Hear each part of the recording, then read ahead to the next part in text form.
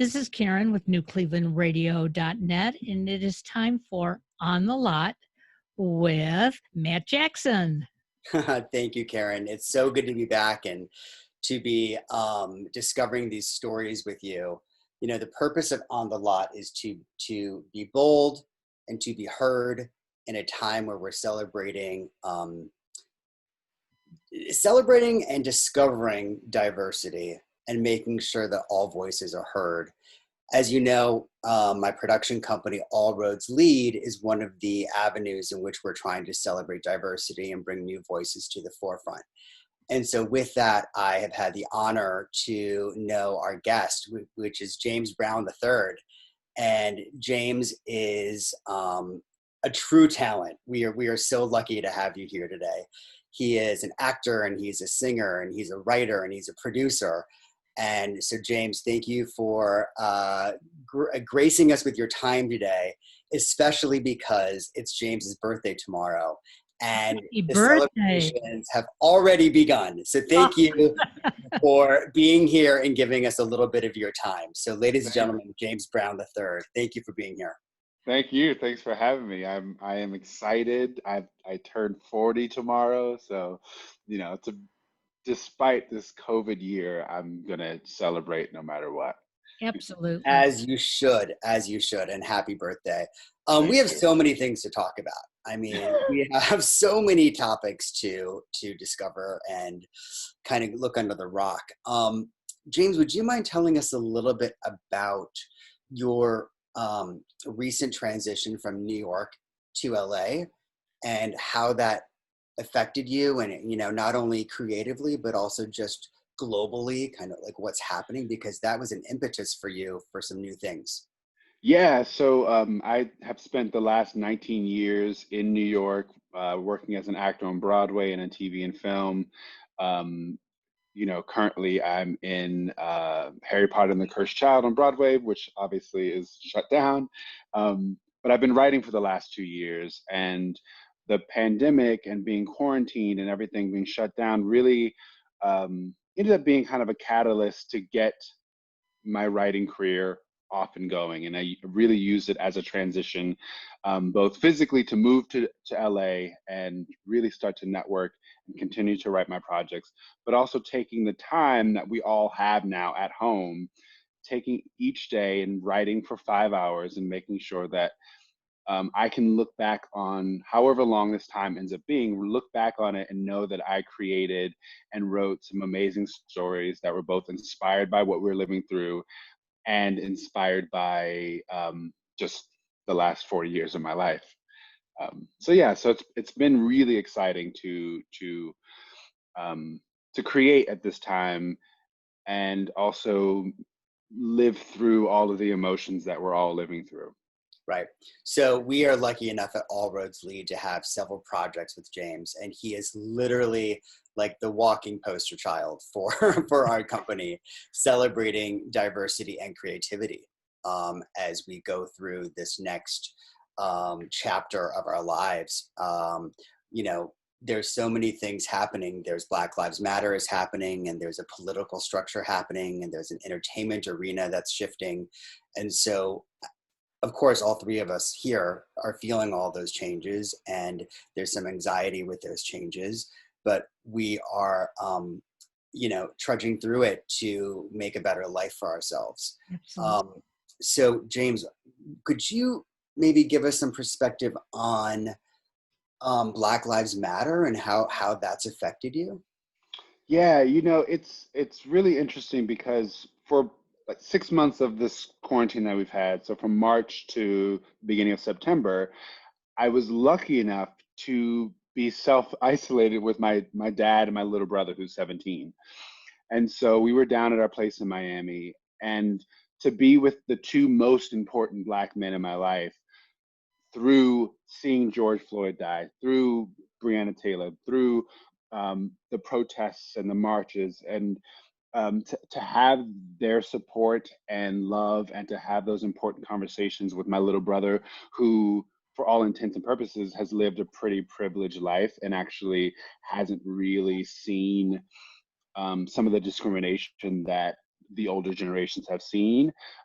It was really important to be there to have those conversations with him. So now that he understands and has a better understanding of what the last 400 years of this country have been and where we've come and where we haven't really come. And so to get out and march with him was amazing. We went out to a few protests and made signs, and we made phone calls, and also poured that into some of the writing I've done, and being able to bounce ideas off of both of them was really amazing. But it was every bit as heartbreaking and infuriating to see, to sit there with the rest of the world who saw George Floyd die. And for that to be such a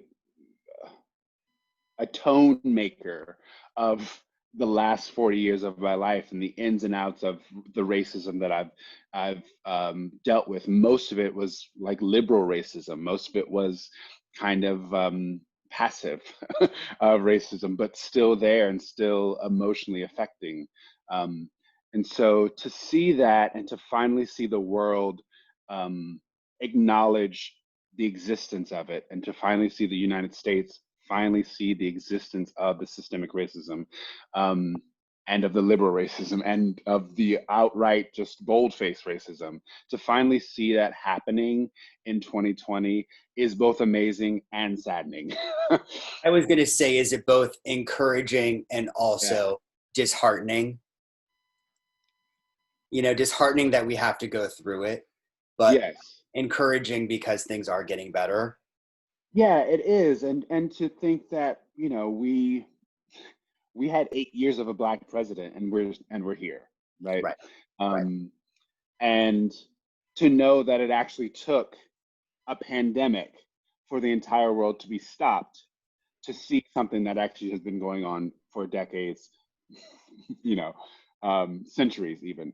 And so it was a perfect storm, and we were fortunate that these were the dire circumstances that were happening for it to be seen. But it's here. It's here now, and people are watching. And yes, it was trending, and now it's not trending anymore. But people are still listening, and people are still aware, and it is a part of the election that we're in the middle of. And so it is encouraging and discouraging. Yes. I can say that James and I live in a similar area in Los Angeles. And what's discouraging for me is over the weekend, I noticed that a certain area on Melrose Avenue is completely boarded up. Going back to the earlier days this year where we had the rioting and the looting, and everything is boarded up. And for me, that is discouraging to see. It's disheartening to see.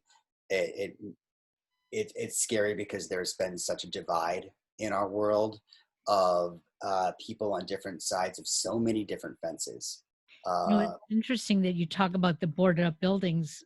Last night, my husband and I went downtown Cleveland, and I haven't been downtown since prior pandemic. And there are so many buildings that are boarded up that got hit during the riot here. And the sad part is they went for 4.5 hours, and everybody was working together in tandem for this march. It was peaceful. And 2 people came in and started the problem. Mhm. Now we have half of our downtown boarded up. And James, I have a question directly for you, because when we started talking about these issues this summer, I made a comment to a Black woman, and I said, I don't see color. That's how I was brought up.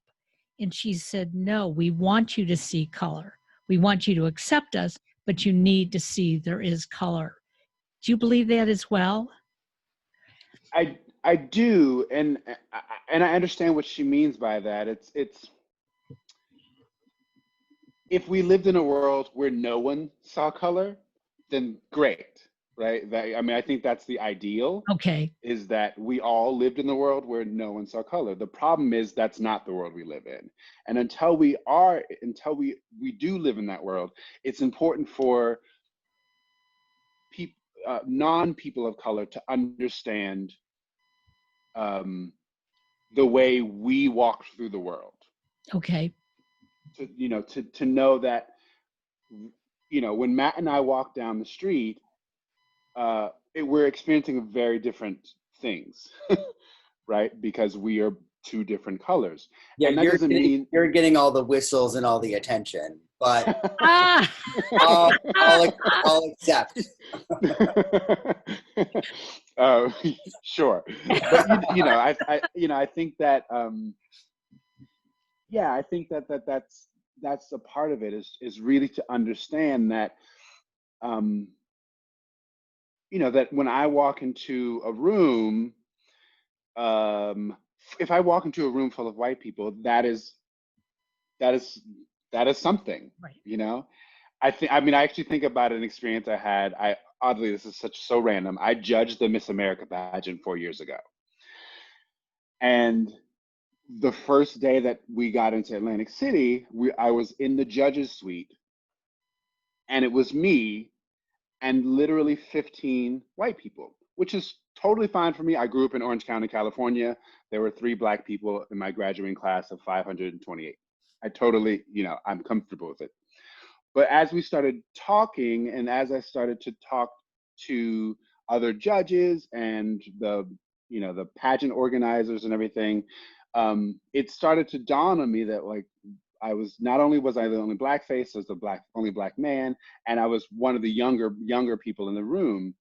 And there was a little bit of maneuvering to find commonality with the people in the room. There were a lot of Southern men.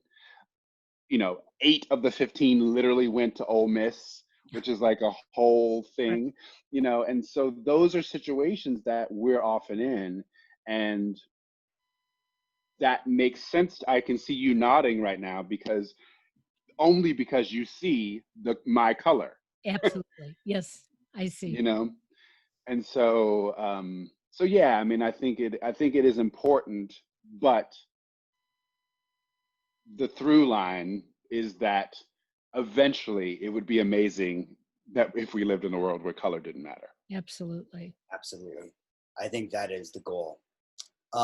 James, do you want to talk at all about your exciting writing projects and kind of what's happening with those? Sure. Yeah. So I can chime in and add some zhuzh to that. yeah, absolutely. Yeah. So it's been really exciting. Matt's company, they took on 5 of my projects, and they range everything from coming of age stories for young Black boys to stuff that's like a little bit more autobiographical. But I've really started to find my voice through the process of pitching to All Roads and starting to pitch to the world. I've really started to find my voice as a writer, in terms of feeling really comfortable and really excited about telling stories about young Black boys, young Black men growing up in the US, and the different versions of that. Everything from a 12-year-old boy in Harlem having to kind of juggle living in an urban housing project, but going to an all-white, arts academy on the Upper West Side, and him straddling those 2 worlds and needing those 2 worlds actually to kind of grow and to get out of it, really. And then the other side of it, to have 3 12-year-old Black boys grow up in Austin, Texas, and just be able to grow up as boys and not have to worry about trying to get out of some sort of circumstances. And then how these 3 boys, one with lesbian parents, one with a single Black dad, and then one with an interracial straight couple. So these 3 boys who are best friends have very different home lives and find commonality still within each other, but then go home, and their upbringings create just like different life choices, and they bring different ideas to the table when they're dealing with their conflicts as a group. And so and I think the biggest thing for me as a writer is that I want to tell stories, joyful stories, about people of color living in the world that we actually live in. So while it's exciting that all Black stories exist, to me, what Black stories also do is kind of continue and perpetuate an us and them kind of mentality. So if you're not Black and you're watching an all Black, you know, thing, it's very easy for you to watch and not relate, or not need to relate, or want to relate. But if the story looks like the world we live in, and there are just people of color who are leads, playing off of and playing with the rest of the world that's of many different colors, then you can start to um, love Black people in the way that, you know, you love everyone else, really. And I Yeah. think that's especially important for the middle of America, who don't live in New York, who don't live in LA, who don't live in, you know, Southern Florida, where it doesn't look like, where most people look like each other, you know. And I think so, you're hitting a very good point right there, yeah, which is we do have a very diverse country. yeah, And we have the coasts, and then we've got our middle America. And I don't think that we need to knock everybody who lives in middle America in a negative way, because no, but there is definitely a difference there. And I just want to share a story of somebody who I was talking to, who is an intelligent, educated person in the Midwest, who is like, I don't really understand all the Black Lives Matter, and I don't understand the LGBTQ rights. And it's primarily because this person isn't as exposed to those of us that are on the coasts. yeah, But I think that once there is an exposure and they realize that we are actually all human, there is an equilibrium that starts to take over, because they start to realize that James and Karen and Matt might have the same human thoughts. We might have the same exact thoughts, but we walk in different bodies. And we talked about Obama earlier. You know, he once said that in his presidency, he traveled all over and he met so many different groups of people, all racial cultures, gays and lesbians and trans people. And he said, everybody has the same human desire to love and to be accepted and to be human. And I think that's part of our goal too, is with this show and otherwise, is to celebrate that. And what I love is that James's motto is find joy, right? Love That's his that. motto. And mine is to be bold and to be heard. And so on this podcast today, we're being bold, we're being heard, and we're finding the joy. yeah, And I think those elements all together are awesome. Like we're moving in the right direction. You know, yeah, I find it interesting. And, you know, I was brought up basically in a all white area of Detroit. And then when we moved to Minneapolis, I lived in St. Louis Park and it was all white at the time. But I still knew Black people. There were some Black students in our school. And I don't think my parents were that progressive, but my parents accepted it. Whereas I saw some of my friends, their parents were saying, oh no, you know, you can talk to that person at school, but you can't use the phone to call them. And I don't want to see you dancing at the school dance with them. And my parents said to me, everybody should be your friend. And so I guess growing up, I never thought twice about it. Now, I knew when I was getting ready to get married, my mother only wanted me to marry a Jewish guy who was going to be a doctor. Little did she know that didn't work out very well. But um, I still had, and so did they, a diverse group of friends. And so when this all started this summer and people kept saying, you know, Karen, you live in white privilege, I didn't understand it until a gentleman that I know was walking down the street. A Black man was walking down the street. He's in his 50s here in Cleveland, and he got mugged. But he was walking with a white man, and the white man wasn't touched. And that's when it hit me. Yes, I am living in white privilege, because if I was walking down the street with a Black woman, most likely she would be attacked before I would be. And yeah, I don't want to see that. yeah, I want us, you know, not that I want to be attacked. I want us all to be equal. We should not be attacked for who we are. yeah. Yeah, that's right. Yeah, and you know, it's it's so important and amazing that all of those things are starting to really bubble up and resurface. And if there were any positive, I'm going to put positive in really big quotes, if there were any positive thing to come out of the Trump presidency and out of the way he has kind of unearthed and allowed, given voice, given power to people's voices to speak out, most of which are like hate filled. If there were any silver lining to that, is that that is now on the surface. And so it's really the only way to kind of head it off, is if it's actually there brimming. And so and going back to the idea of the things that I'm writing, um, one of the things I say is that for a lot of America, their only interaction or their only view, their only experience with people of color are the whatever news and media they take in, right? Which means much of their experience with people of color and Black people is Black death. Yep. Or negativity. And so it's really important to me to write stories and to start telling stories that make Black life more the forefront, not Black death.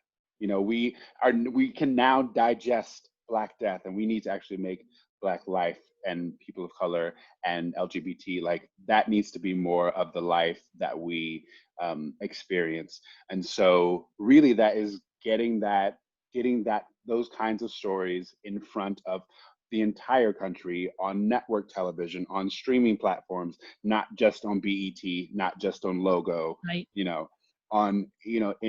ways that the general public are seeing it. Beautiful. Well said. Yeah. How are the two of you feeling about this week?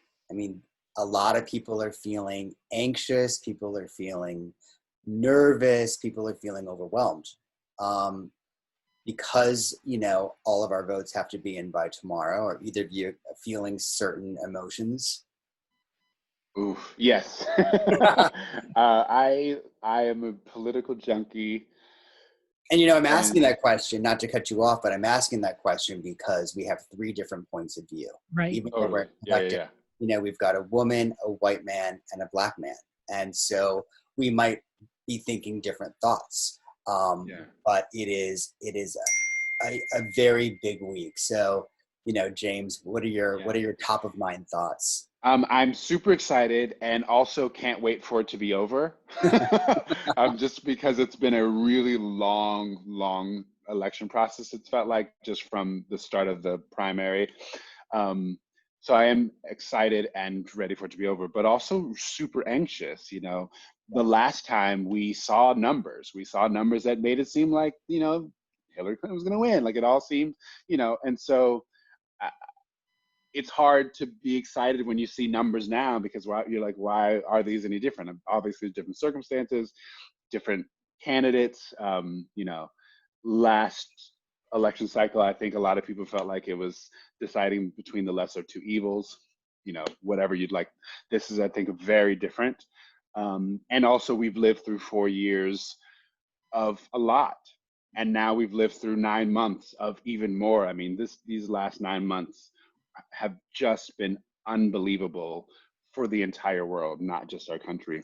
And so for some reason, the election feels like it's I don't want to say a period, because it's definitely not going to be over, but it feels like there's a transition that's going to happen tomorrow. And actually, no matter who wins, there will be a transition a really big transition that is going to begin after tomorrow. So, yeah. Yeah. Karen, do you want to express some thoughts? First of all, I have to say I'm terrified. 4 years ago, I made a promise to my dying mother that Trump would not win, and he won.